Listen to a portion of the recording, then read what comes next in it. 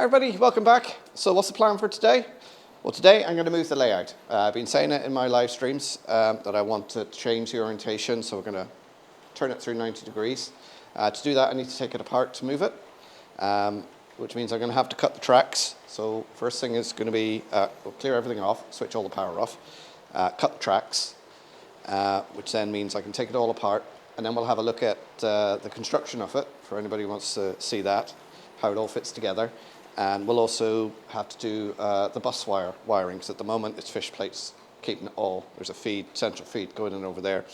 I did a video on where all the points are, so the bus for that is all in place and done. I just need to run a bus now for the other three sections. So let's get cracking with that then.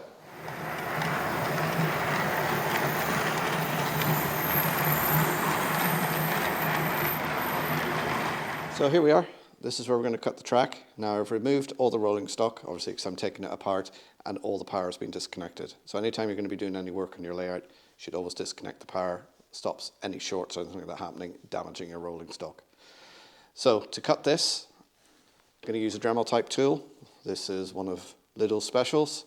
Very important when you're cutting, using one of these safety glasses, because these discs have shattered, and they have shattered on me before. And if that shatters and goes into your eyes, that's game over. So let's cut the track here. It's already done on the other section because I've had that out and wired it. So we'll cut this and then we can take the layout apart. So you want to hold the Dremel tool as level as possible. And we're just going to make our cuts. That's the cuts done. The track's been cut. What I'm going to do now is just take a Stanley knife and cut through the cork underlay.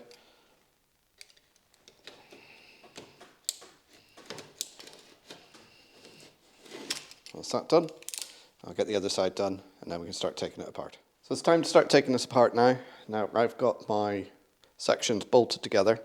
I'm using M8 bolts. You can see one here and one over here. They take a 13mm socket or spanner, and then on the other side I've got what they call captive nuts. So to take this apart, simply all I need is electric screwdriver with a 13mm socket on the end, and it just makes taking it apart very easy. I might get a bit noisy with this.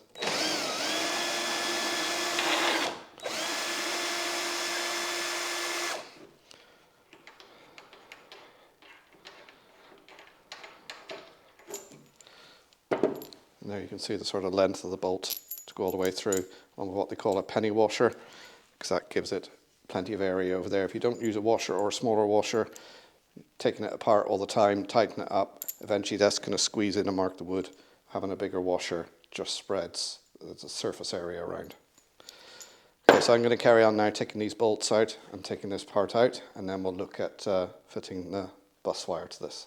So there it is taken apart, and just to show you to help line it up when you're putting it together, I've got these dowels here. And then they go into the corresponding holes here and here. So make sure when you put it back together, everything is lined up, so the tracks line up and meet. And then of course you've got two holes there to go all the way through with the captive nuts behind them for keeping it together.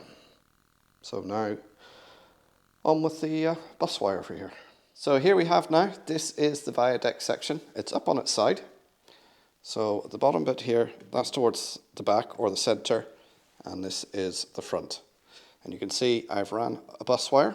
So if you don't know what a bus wire is, it's basically the wire that you run around your layout to power your track. So this is a DCC layout. So this is my DCC layout.